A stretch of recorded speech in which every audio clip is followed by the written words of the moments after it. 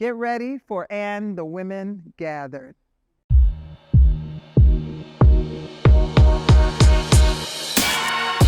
I just want you all to know that this is a very safe space. There's so much power in when we walk in a room, how people look at us and what people think about us. You can get this magic, and I love that about us. It's for us individuals of trans experience to live this lifestyle takes an awful lot of bravery and to walk in our truths every day. And for the cisgendered women sitting here at this table to be able to sit at this table and break bread together without judgment and be in this brave space, it speaks volumes to who we are. We are having these conversations all because we are trying to place ourselves in some type of hierarchy. I grew up in a very conservative Pentecostal church. If you were a curvy woman, you were looked at, oh, she's a temptress. Coming from being an unsheltered person, sleeping in vacant houses, sleeping in shelters made for men, this, in a shelter full of men, to now being a homeowner. Because all these things were told to me that I can't have them. A black trans woman, oh my God, you have to fit inside of a box. I'm too big for a box. Yeah, This can't get in a box. All of this joy can't get in a box. I want to introduce you to Nakesha Powell with the Black Women's Health Imperative, because this entire event is sponsored by the Black Women's Health Imperative. And the program, I'll let her talk a little bit about her program on our own terms. Thank you so much for being here. I realize that this might be a different space for some of you all, but I want this, as Lisa said, to be a safe space. I love to say a brave space, because a lot of times we're in spaces that deem to be safe, but they're really not. The project that I'm working on with Black Women's Health Imperative is called On Our Own Terms. It's around Black women, cis and trans, and sexual health. I thank you for being here. I thank you for having an open heart and mind to share, to demystify some of these things that we're hearing around Black women in general. So without further ado, I want to just ask a couple of folks about their inspiration for being here. Candace, you had told me something about why you were inspired to be here, and I thought it kind of blew me away a little bit. So can you speak on that?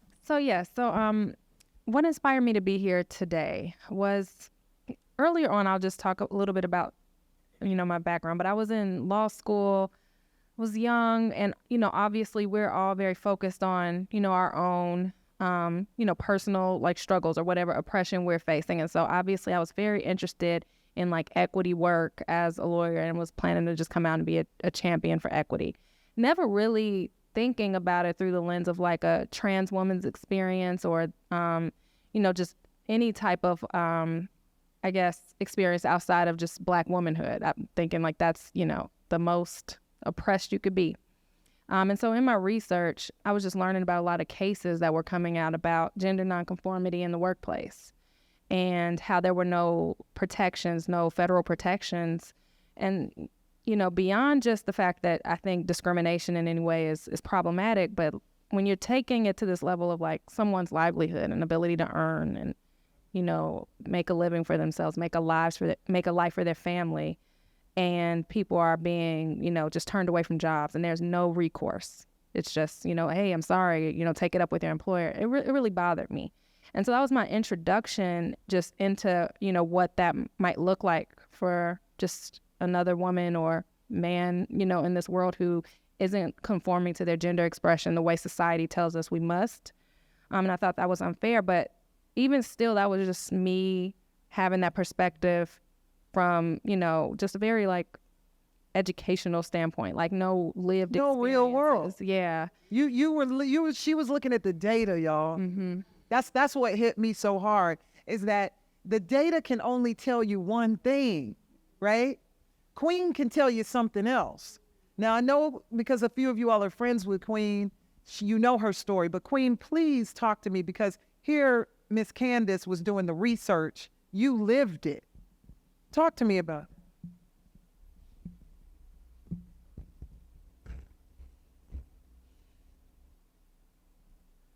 So it's a real world, and the work that me and so many others do.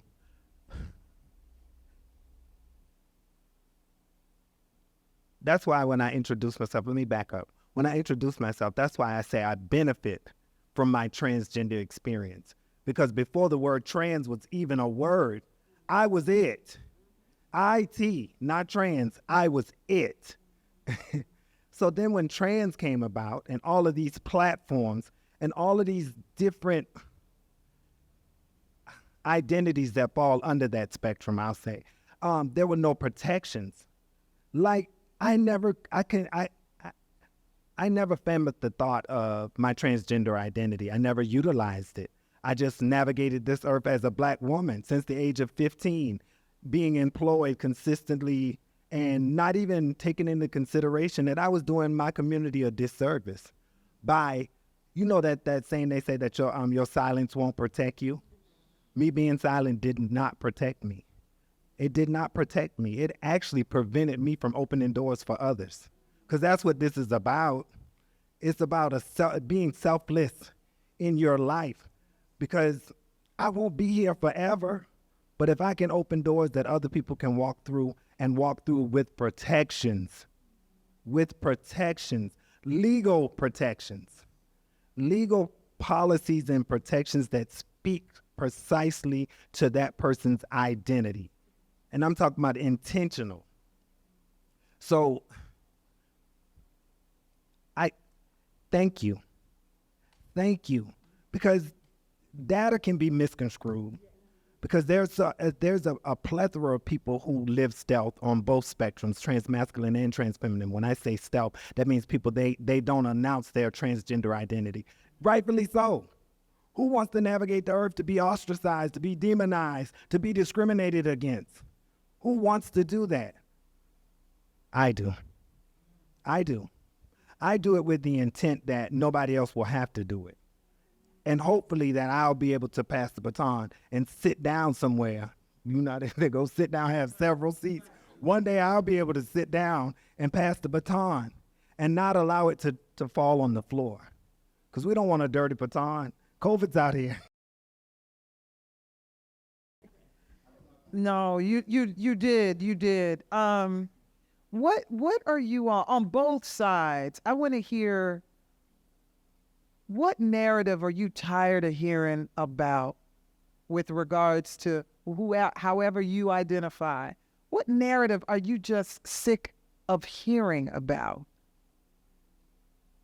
Talk to me, Gail. Yeah, so I'm sick of just gender construction, period. You know, going back to your earlier question in terms of why you were inspired to be here, I grew up kind of picked on for a number of other reasons, and I grew up in a household where I wasn't seen. And As a woman, as a person. As a person. Okay. As a person. And that does something to a person that you don't really come to recognize until you start your healing journey, right? And then suddenly you're kind of cracked open, and then... Who grew up in here and they weren't seen? Who grew up and they weren't seen? You weren't seen by the right people. Okay. Right. I just want you to know you're not alone in this room. Thank you. Yeah. Thank you. So I think it is responsible for some of the empathy I have for just marginalized groups in general. But on the flip side of the coin, I go back to the gender construction piece. Even cis women, right? Like, and you talked to, I think it was you. I can't remember your name. Crystal? Yeah, you were talking about how when you started working here and, you were always in the room with men. And I mean, I find it in the South, gender even has a different role, right? So I spent 20 years in New York and came back home and tried to do business and had a rude awakening that my voice was just not as loud in certain rooms as other people's voices. But not to go on a diatribe, I think the main point that I'm trying to say is we see the world, so many of us see the world in black and white. And I think that's where the conversation has to start, because nothing in the world exists in black and white.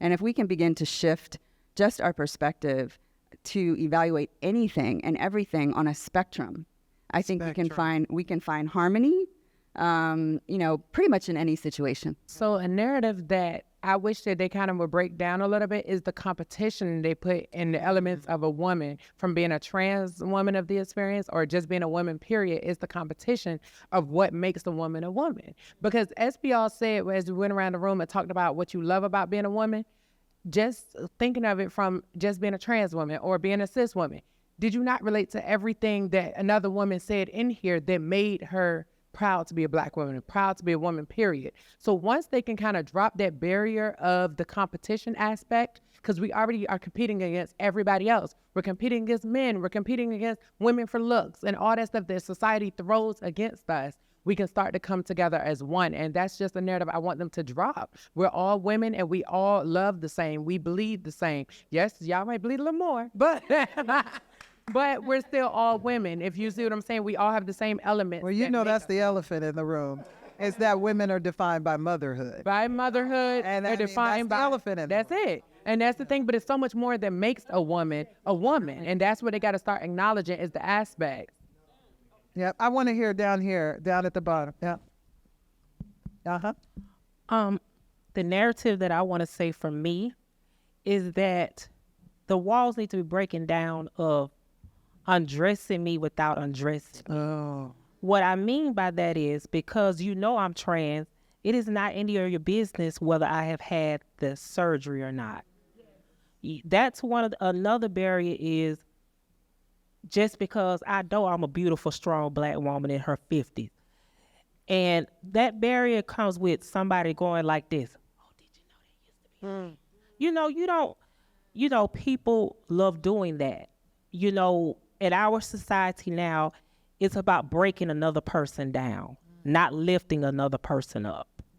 You know, the Black Women's Health Imperative has a guide that I want everybody to share. It says it's a provider guide. I have read this thing and learned so much, but it is affirmative care for Black women of transgender experience.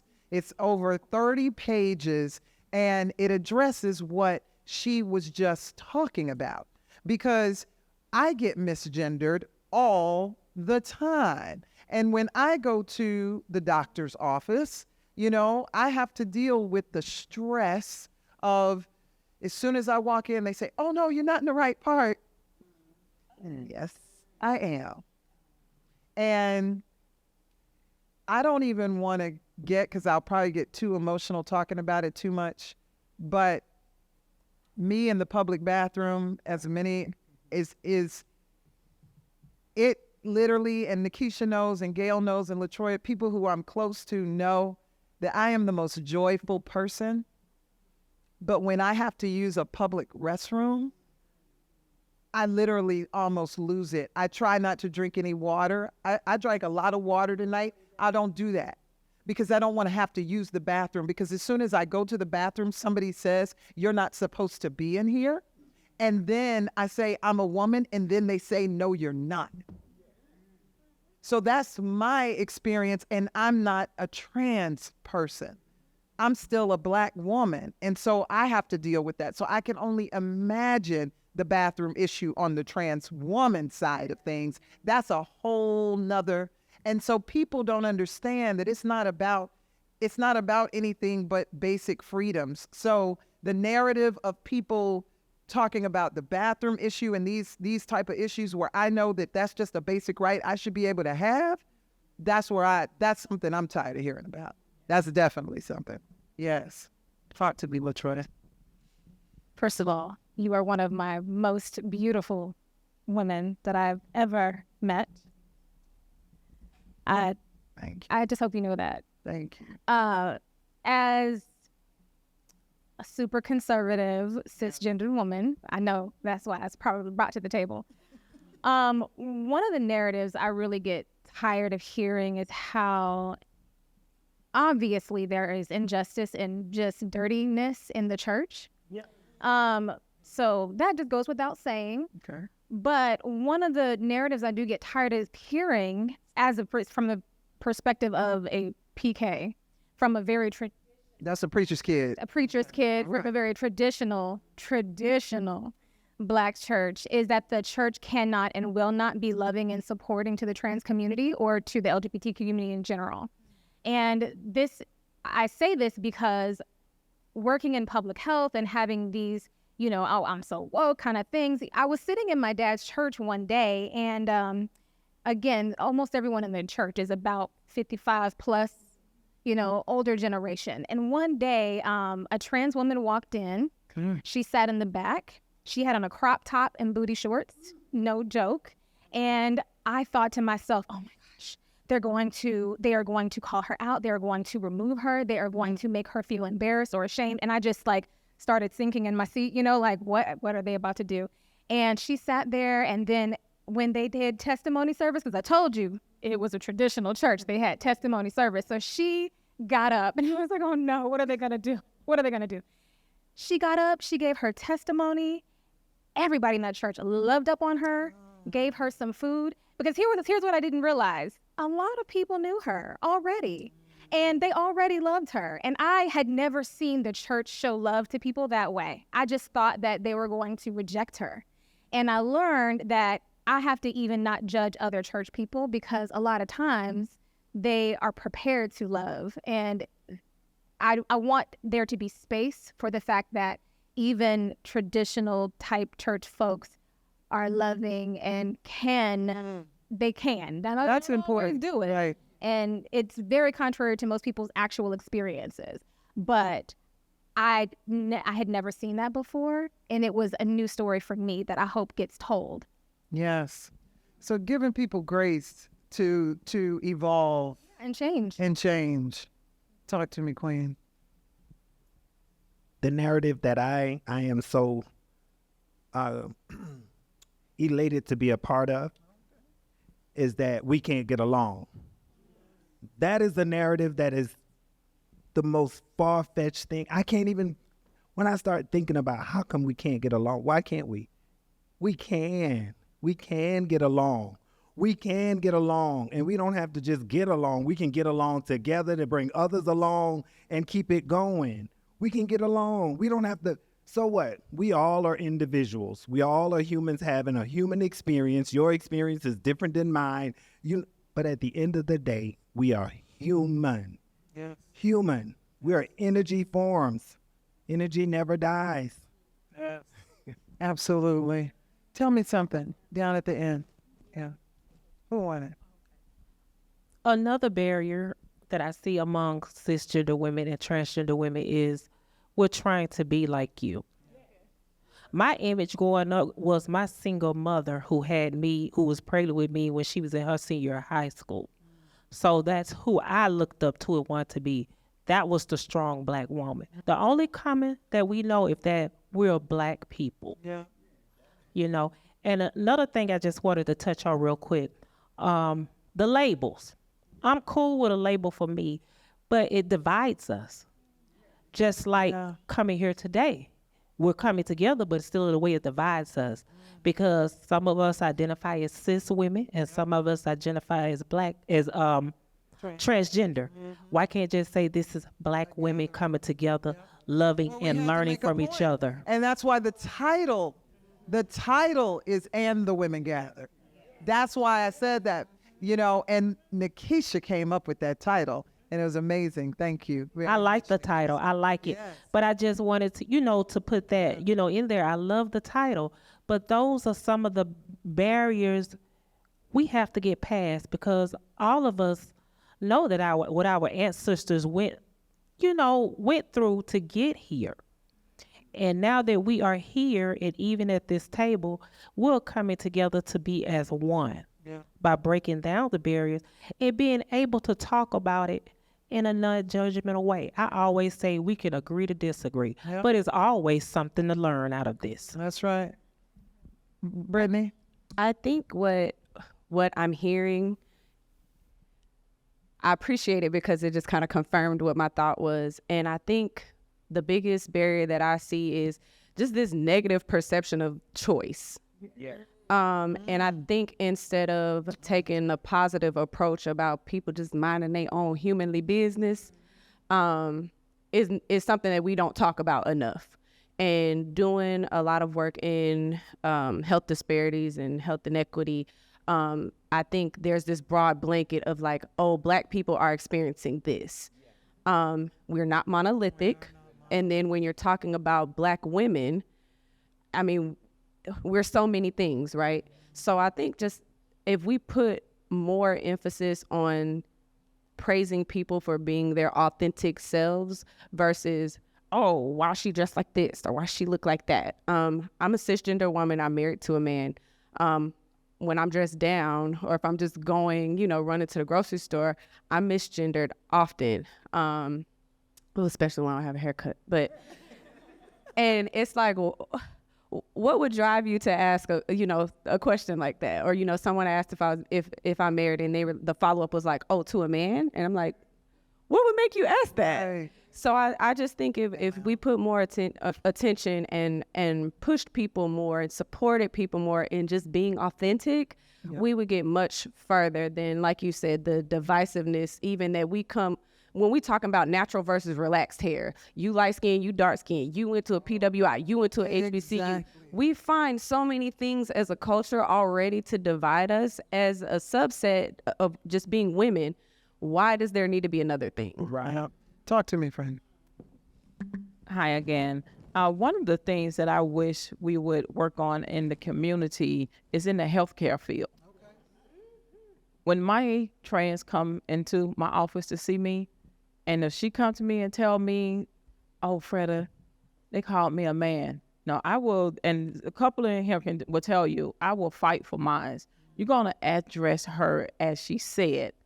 Don't address her as what you think is in your head. You ask her. So we get that so many times in the office. They come in happy, but they could either check in or your doctor, getting your blood drawn, the pharmacy. No, you address her what she said on that paper. Paperwork. You don't address her, but That that's paperwork that needs to be altered, by the way, that intake form that oftentimes doesn't even have the right checkbox. That paperwork. Yes. So I think in the community, they need to do something about that, because I had someone, I was on the road one day speaking, and I had a trans to ask me, so how do you talk to a trans different from a woman? I said, I don't look at them different. When they come into my office, they are a human. I don't care who they had sex with. I don't care how many times they had sex with. I just want to be safe. Swim out the chandelier. I don't care. But you're going to address them, and I'm going to help you get there to what you need. Get the help that you need. I don't see race. I don't see sexuality. I don't see that. So I'm going to address them as the same thing when they come into my office. That's something needs to be worked on. Yeah. All over. Christy, I want you to speak, Christina. Christy is with our young people, okay? She's one of the principals over at Carver High School. This is where it starts. We need people like Christy to get it right, because you are an example just by being here, and I want to tell you thank you for that, because we know what the suicide rates are. Tonight is not about statistics, though. So you're not going to hear me doing a whole bunch of stats and stuff, because we live that. We don't need to keep hearing the doom and gloom of it. We need to get to the other side. And I'm glad to see you, Christy. But tell me a little bit about what you're seeing in school and the support that you think is still needed. So I'm glad you asked me that question. And so let me offer up as a disclaimer, I do not speak on behalf of Atlanta Public Schools. That's right. I represent myself as a school leader, but I have seen an increase in the number of young people who are having gender identity changes. And I hope that I'm saying it right. So, hey, and that's another thing. When we say the word safe space, okay, please, you can stutter. And so because our scholars already deal with so many things, just being in high school, needing to be seen, needing to be heard, needing to fit in, experiencing trauma and bringing it to school. I remember I called you one night and I said, I need some help. Yeah. I don't know how to support my babies. And I want them when they walk into the school to feel safe, and I want them to know that I see them and I love them. So can you give me some tools?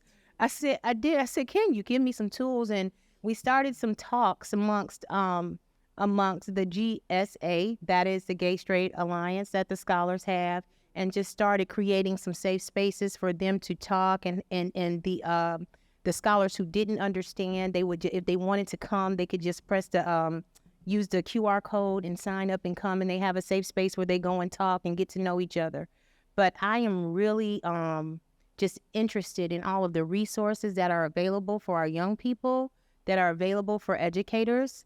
Our school system does a phenomenal job, but I'd like to get a little bit deeper into how I can be intentional about making sure that not only am I creating that space, but I'm providing, creating the conditions for which my teachers are also able to create that space and know that we're doing so in the legal space and doing it right, and also making sure that the scholars feel seen and heard. Windasha, you know, I had to watch a whole Katie Couric documentary to break down gender for me. It's one of the most amazing documentaries. Yes.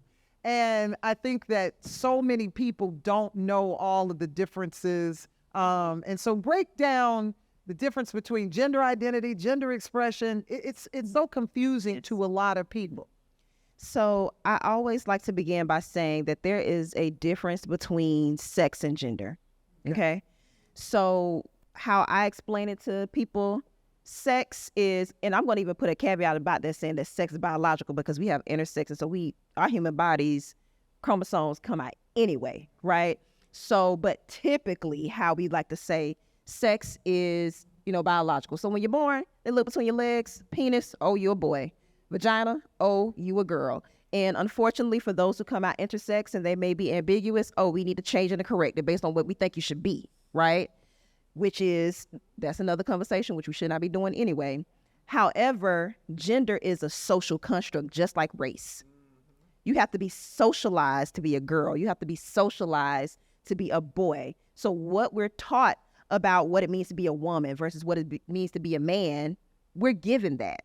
Mm-hmm. That's something. And it's also based on time period. Yes, in time period. Because there's certain parts of the time period where men used to wear dresses. Yes. Okay. And so it's something that was, yes, it still do. It's something that was given to us and made into law. It's put into our structural, way of thinking. And so we grow up with that. And a lot of times I will say, even when it comes to gender expression and gender identity, how we even frame that is because we look at it negatively because we don't even know our own history half the time, right? So we're taught that, okay, yes, if you are labeled as a boy or if you're labeled as a man, you're supposed to look, act, and think a certain way. You're supposed to wear blue. You're supposed to play with trucks. You're supposed to grow up and want to be a fireman or whatever foolishness that they tell you that you should like. Then, yes, and if you are a girl, you wear your pink dresses, you play with your Barbie dolls. And so they're really training you. They are basically grooming you to play this role that they want you to be.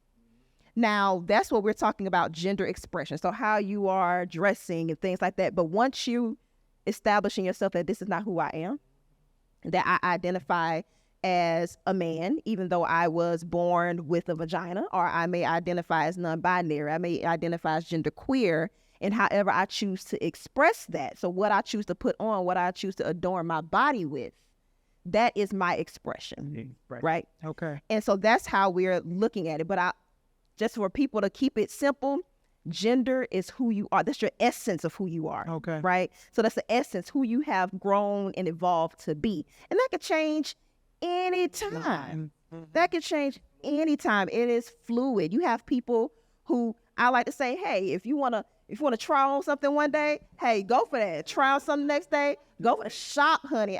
Do you, right? It's not something that is permanent. It's not something that is fixed. And I think that is really what is, I don't want to pathologize the Black community because that's not what I'm here to do. But I do feel a lot of times is that the reason why we have such a problem, especially with when we're trying to pit trans women against cisgender women. In my work, I don't make that distinction. I say my work is for Black women and femmes because even if you do have a vagina and you don't identify with a masculine, you may be a femme, right? But we'll get into that later.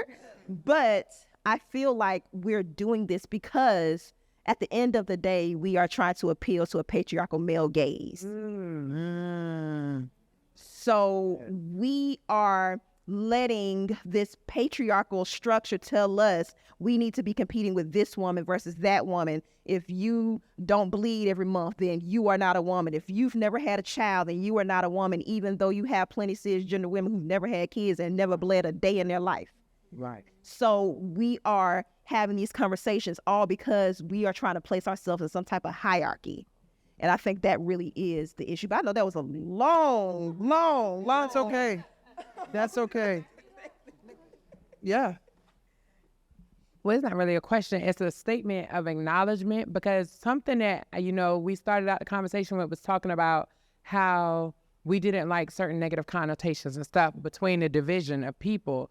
But something that we do also have to acknowledge as a positivity is like what Christina's doing in the school systems. Now we have the resources that a lot of us didn't have growing up. Like I remember, just being honest, going to a predominantly Black school, only maybe 5 openly gay people who were courageous enough to stand in their truth, Black, and be able to say who they were back then. Like, and we didn't have no resources. You know what I'm saying? It was nothing. If they wanted to be on the dance team, couldn't do it because, oh no, there was never a boy in dance team, dance girl, you can't do that. But now we're looking at, in the school system now, we have more people in position that can start to invoke that change, like you said, with the gender identity and stuff, being able to cultivate them so they're not growing up in a world of hatred, because we grew up in a world of hatred. So you start to hate yourself. You start to resent others. So now where I'm sitting right here taking out my childhood trauma saying, oh, I don't like you because I'm already seeing you as competition because we weren't able to be friends back then. We now have resources where the kids can be together and they can unify, like, okay,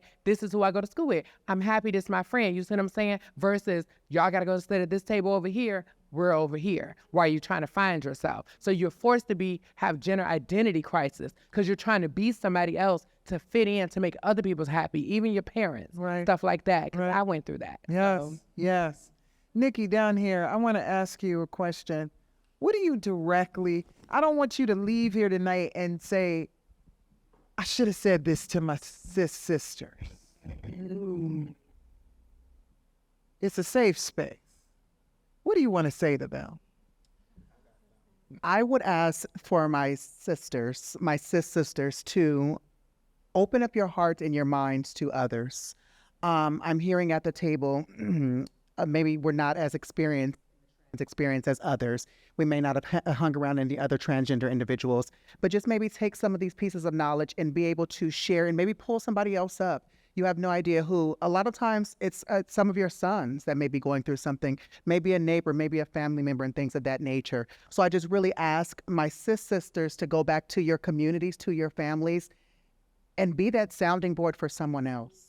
Because I believe a lot of us of trans experience at this table didn't have that growing up in our time. And kind of like my sister is saying now, with having different individuals as resources and the world turning and changing as right in front of us, it's important that we have other allies, across the table from us. Now I want to ask a question. Of my cis sisters, who has ever posted when a trans woman has gotten killed? Murdered. Murdered. Okay. All right. That's good to see. That's good to see. I've never done that. I can say that. I've actually never done it. And I think doing this exercise right here made me think of that. So I'm just going to keep it real. Go on down there. Hello, everyone. Again, this is beautiful. 2 L's. The 2 L's is loving and living and learning how to love. Yeah, I forgot that part earlier. Yeah.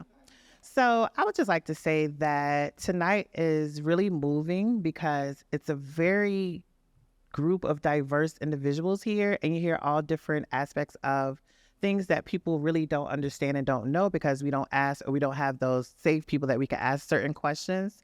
And the narrative that I would hope to disseminate is gatekeeping and silos, especially like within community. Like sometimes individuals don't understand that to bring that next sister up, then that next sister is going to bring the next sister up. And that's more power than trying to hold it all to yourself. I mean, and the more that we stay divided as a culture, the more that we can't fight the other people. And that's what they like, to keep us against each other. And it's really unnecessary, because we all like to love and we all want to be successful. And I just believe that once we try to break those barriers of gatekeeping, silos, and cliques, that we can love more and that we can understand more. You know what? I saw this earlier because when we were doing the note cards, and I just love your name, Mellow Yellow. Where'd you get this name from? Yeah. I just have to ask. I was given the name as a young kid because I grew up in a family, and all my peers were very dark, and I was the lighter one in the family. Okay. And I always liked the yellow, so they would say, "Oh, Mellow Yellow," because I was always quiet and kept to. That's right. So that's how That's I absolutely love that. I want Crystal Jordan. I want you to speak on. You know, we're talking about a lot of the experiences that our trans sisters have, and I know you've been married before. And for Black women, to this day, we're defined by our partnerships. Why is it that the most highly, and Crystal's probably going to agree with this, probably the most likes she ever got on a post was the day she posted she got married? What is that about? But also, what is it about the stigma of divorce with us? What is that about? So, because see, this is the thing, with all of our experiences, it just seems like there are unfair burdens on women, period. And so talk to me a little bit about that. I think we had that conversation because I was like irritated. I was so irritated. I got so many congratulations. And I'm not, I understand people meant it in a positive way. But, I had like huge career highs and, but I think I posted my engagement picture and people just acting like, "Oh, wow, congratulations." And I was just like, I didn't really do anything. I just was living my life and the right person showed up. But to me, it's more of a congratulations when you get a new client or you get, for me.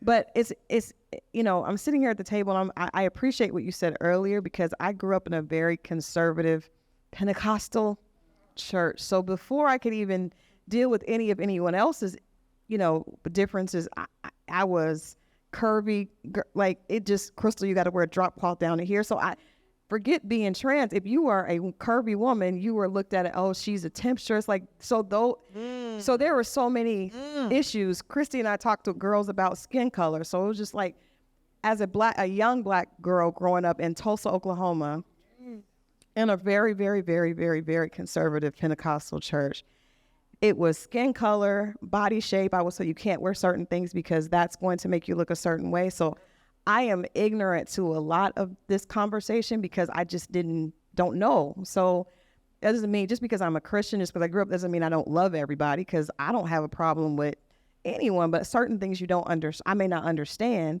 So I'm appreciative of the opportunity to come to a safe space, because I will be honest, interviewing people sometimes, I'm so afraid of saying the wrong thing. I just kind of listen to this. This is a pet peeve of mine. And I'm talking to my family right now.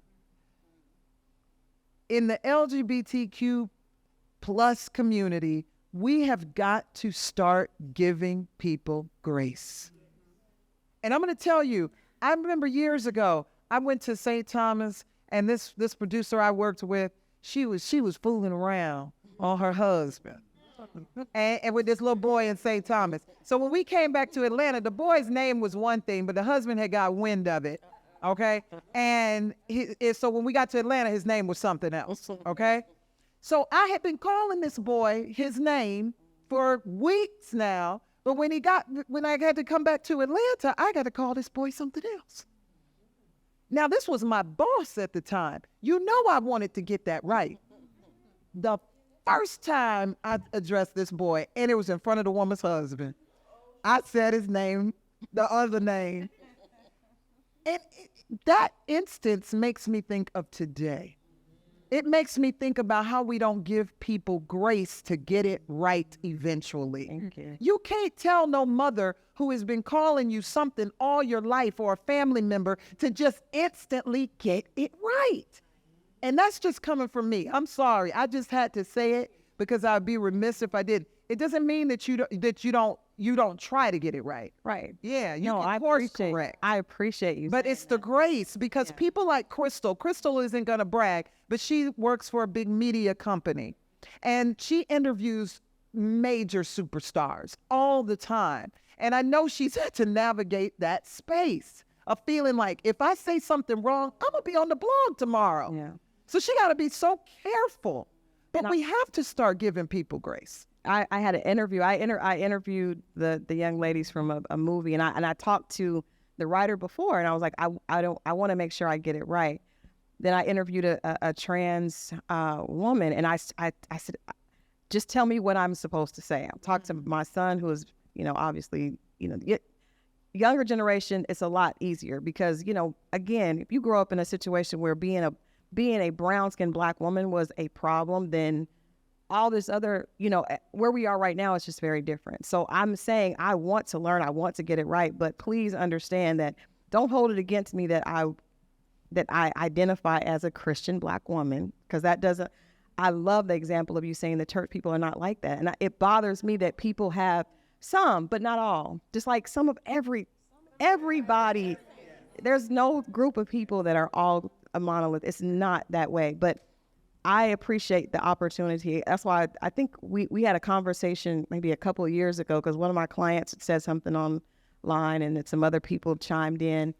And I'm like, it's not necessarily that people are not accepting, it's that they may not understand and need to have someone just to pull them to the side and say, okay, so this is this and that. Okay, cool. Like, but the opportunity to do it in a safe space where you don't feel like you're being, if you say the wrong thing, you're going to be canceled, or just, I don't want to be canceled, but I also don't want to offend anybody. Right. You know what I mean? So there are so many areas in being a woman. One of the things I'm tired of, you go into a room, especially in entertainment industry, and you're judged by how you look. Women are judged by their looks across the table. Your value often lies in your external. And that's one of the things, I don't care who you are. Women should not be judged on their external. Like that's something, and we do that to each other a lot. So I think that's probably the narrative that I want to see stop, is that what does she have? We scan up and down. What does she have on? What does she look like? Like, we're so much more than how we show up, how much we weigh. Well, that gets into my next thing about how do y'all feel about, I asked one of my friends this and I was shocked at her answer. How do you all feel about being sexualized, getting catcalled, all of that? Come on, Wendasha. I think the problem is we have not been in control of our own sexuality for so long. It has been pathologized for so long that we think that everything that is sexual to have to do with Black women, whether you are cis or trans, is automatically negative and it has a negative outcome. And when we say sexualized, right, we're thinking, oh, we look at it from that male point of view, like, oh, a man is catcalling you and he's saying you look good and you look sexy. Yes, that could be harassment, street harassment. But what about those sisters who like that? What about those sisters who find confidence in that space? What about those sisters who put them booty shorts on because they want their behind to be looked at? That is okay too. You can define that, but we only look at it as, no, yeah, you have some who are out of pocket and they need to move on somewhere, but it's okay to be sexual. It's okay to be looked at in that way. It's okay to find pleasure in if you want to wear pasties and booty shorts, wear your pasties and booty shorts. Hello. That's what you want to do. If you want to do porn and be a sex worker, do porn and be a sex worker. Hello. Pop like you want to make it pop. As long as you get your It should coin. be legal. But yes, I support sex workers. Okay, sex workers work. Okay, because hey. Well, first of all, there was an elephant in the room. I'm gonna say something because a lot of our mamas and grandmas had to make some things. Grab the mic at the end. Grab the mic at the end so that we can eat. Because I didn't know this until I did a panel with Angelica Ross, who told me this statistic that over 80% of trans women can't even really find employment or stay employed. Nobody had ever told me that. Once again, it's not about the stats tonight, but nobody had ever told me that. So I started thinking to myself, wait. So now how the hell am I supposed to live? And so you start talking about sex work, that's the most damn natural thing you could probably come up on. And it's still to this day illegal. Down at the end. When you said about the jobs for trans women, I have been, what's the word I'm trying to use? Discriminated against on 2 different jobs for a big major hotel here and a food chain, grocery store chain, which they wanted me to, one of the jobs at the hotel, they wanted me to dress as a man. Wow. The next one was one of the employees. That was when I was in my 20s. When I got in my 30s, there was an employee that I worked with at a major chain grocery store. She told the managers they did not know I was trans. She went and told them that she felt uncomfortable with me going in the restroom. I'm just going in the restroom to use the restroom. There has been a problem with trans women not getting a job because of their living in their power. A lot of jobs don't want to deal with us because we are living in our power. So when I hear it's sexualized, sometimes it's a little problematic for me because I think first we're born sexual beings, So when someone says, you're being sexualized or we're sexualizing women, we are born sexual beings. Is what happens when we talk about the body autonomy, not having the control or the freedom to express ourselves. That's where the issue is. Growing up in the Black church, where I couldn't wear pants sometimes, going to certain things. I couldn't wear the color red and certain things in the Bible. I was like, why? This seems real restricting. Everything is like, why is everything a sin that I do? Or whatever. Like, why are we not talking about, when we talk about masturbation, we kind of made jokes around, boys or men, with sack or whatever, or change their sheets. I was like, so when we going to talk about, when we going to talk about self-pleasure with us, because it might have started out sometimes with a teddy bear or something, but it's like we don't get conversations about the, about pleasure, even the clitoris, until later. My name is Sloan, and I'm a pleasure doula. And something I wanted to offer is that some in this conversation, I'm hearing a little bit of separating sex and religion and sex and church. And I want to offer up that sexuality is deeply spiritual. It doesn't matter what you relate to as far as what is your religious label or title, but those who have the best sexual experiences are deeply spiritual people because they're one with their body and one with themselves. And frequently with my clients, a lot of things, a lot of clients come to me like, I'm not orgasming, I'm not squirting all over the place. But then when I start talking to them, we're unpacking trauma. We're unpacking societal norms that have been put on them. And it has nothing to do with what's actually physically happening in the bedroom. It has a lot more to do with what's happening mentally. And so I want to offer up that, praise the Lord, and you could still get it going. I think a lot of times that's the issue with, religion, church, that's all over here, and sex, how we all got here, is over here. So I think for us, it is really important for us to acknowledge that it's not in a box. Your sexuality is deeply spiritual, it's ancestral, and especially as Black women, once we unlock that power, those are my clients that come to me that have these amazing sexual experiences with themselves, with others, with multiple people, because they have unlocked their spiritual connection. So I just wanted to offer that. That's beautiful. And you're bringing up one of my next things. So I know you all saw you have trinkets here on the table tonight.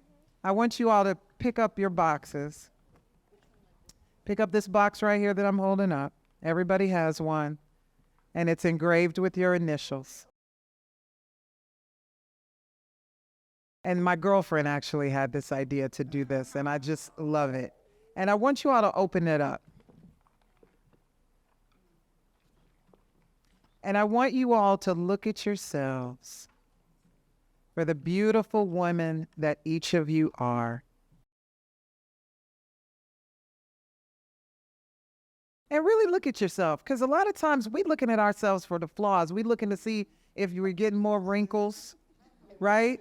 Seriously, we're looking to see if that double chin of mine is acting up today, right? Really look at yourself and see yourself for the beautiful Black woman that you are. And I want you to take this compact out sometimes and remember this here conversation, because it took a lot of courage for you to show up today. It took a lot of strength for you all to show up today. And I'm so proud of each one of you. And I want a couple of you all to just share with me. We talked about a lot of heavy stuff, but what does joy look like for you? What does joy look like, Gail? Me and Nina got something to say on joy. And it actually, I wanted to say just a couple of things toward the end. And joy for me is that freedom, right? That freedom of fear, of, repercussions for being myself. And I just wanted to challenge everyone in the room. I met Lisa when I was putting forth this idea around feminist coloring book. And it was all about being able to color your brand of feminism, or femme, or woman, or trans, or whatever it is. And it was based on this idea that we need to have more conversations, because when we have these conversations, we find so many similarities. When I hear my trans sisters talking, yes, I felt like that before, right? So I just want to beg people to, or that's not the word I was looking for, but I want to ask people to really push yourself to engage people in conversations that you might not normally engage, right? I have to be honest and say, I don't feel as comfortable walking up to a group of trans women on the street, right? That's right. And people come up to me all the time and talk to me, right? But trans women don't, right? So I just want to say that I am very passionate just about kind of having this freedom to explore who we are and creating the space and the grace for other people to have the same. I'm going to say joy for me in 2022 is the word that you used earlier, reimagining. Okay. Who you are and the possibilities of who you can be. Because for so long, we were put under these labels and stigmatisms of what's worthy and what's good enough. So me finding joy is everyday learning that I'm learning myself. I'm finding who I am and that I am enough to fit in any room. I don't have to make myself smaller so that you feel comfortable around me. You guys have to adjust to who I am now. I think joy for me, even though I'm kind of young, I've been doing this for almost 20 years. I was one of those students. I started when I was 16, so I started when I was in high school. Yes, I was sex educating at 16. Hello, we need more of that. Yes, we need a lot more of that. So if you want, we can connect. Yeah. But I think joy for me is not having to put on a performance all the time. I feel like every day we have to wear this mask, and we have to be like whatever role we're in, whether we're a mother, whether we're sisters, daughters, whoever, professional. I just think joy is just being able to take that off and just say, I'm just existing. And joy for me is actually having the freedom to absolutely do nothing. The nap ministry. I think, the nap, to rest. To rest. Because this work, all that we're doing, it is heavy. It is exhausting. And just freedom, like, I'm going to lay down. I'm going to go sit my behind down somewhere. I ain't going to talk to you. I'm going to sit in silence. To me, that is joy. I love it. Joy for me is this moment. This is a joyous moment because of the acceptance. And not to say that I need the acceptance to fit in, but it feels good to be able to let down our guards and have a moment of unity. So just to sit here in front of all of you and feel encouraged and strong enough and feel accepted and heard is a joyous moment for me. So thank you. Thank you. Joy for me is the ease of community like we have today is very similar to what you mentioned. Life is hard. Like, it's so hard. And, I think someone mentioned before, how we can be siloed a bit and maybe not feeling comfortable going to someone who you might, think is trans, or a trans person not being okay, or feeling safe in a community where you might think that person is cis. But when we break down those barriers, some of the reasons we do that is to be comfortable and to feel safe. And I hope, that there are more opportunities like this to feel safe and know you'll be safe without having to, look for those direct shared experiences and feel like, you can, relate on a different level. Like you don't have to, look for every shared experience to connect you and find community and safety. Yes. Sloan. Joy for me is pouring into myself. I think as Black women, we spend so much time pouring into other people, and we do it well. We uplift our communities. We raise our kids. We raise other people's kids. We do peer mentorship. The list goes on. At work, you're carrying the entire burden of everything because we have that superhero, I'm the strong one. That was a narrative I wanted to change. Please. I'm the strong Black woman change narrative. the strong Black woman narrative. That's the one. But joy to me is doing something you do because you love it for yourself. Like I'm on a dance competition team, and people ask me all the time, like, you got all this going on. Why are you doing? I'm like, because that's something I do for me. Like, it's not because it's for you or because this makes Or you it feel doesn't good. have to be for a paycheck. It's not because of a paycheck. It's because it makes me smile. And so I love seeing Black women joy. And I think I see it when we pour into ourselves. Yes. I started therapy maybe like 2 years ago. My dad passed suddenly. I knew therapy needed to be talked about tonight. I'm gonna talk about it. So, and I feel like we have to do better about not being prompted to therapy. Like something bad has to happen and you like, oh, Jesus, I need therapy. And that was what happened to me. I felt like I had to be triggered to therapy, and I was like 32 and a mess.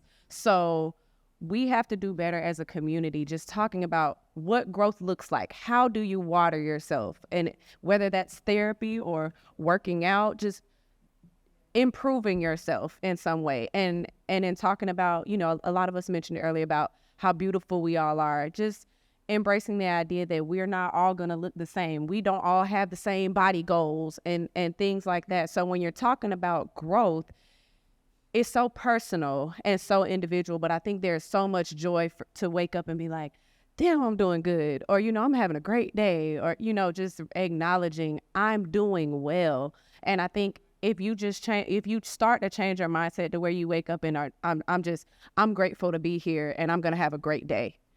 I mean, it's step one to like really getting out of bed and wanting to do something more. So I think it's a lot. I've found a lot of joy in just growing. Yes. I find joy in not having to do, because I think that part that comes along with being a Black woman, because we know that we are accomplished, we are go-getters, we are ambitious. So even sometimes among ourselves, it's like, what are you working on? What are you doing? And so I find those conversations make me kind of, sometimes I'm not doing anything. I'm going to go ride my horse and we're going to have a good time. And Black girls ride horses? Yes, we do. I was just about to say, Black girls ride horses? Yes, we do. Hello? But that's an example of another people ask me that all the time, like, Black people don't ride horses. Black people do everything. Black women do everything. So for me, it's not being judging myself, because it doesn't matter. It's the internal judgment. And so sometimes I find myself having to check myself, like, am I doing enough? Am I doing enough? I am enough just as is. But because there's this narrative that Black women are the Black girl magic, they're good at this, they're got PhDs, and all that stuff is amazing.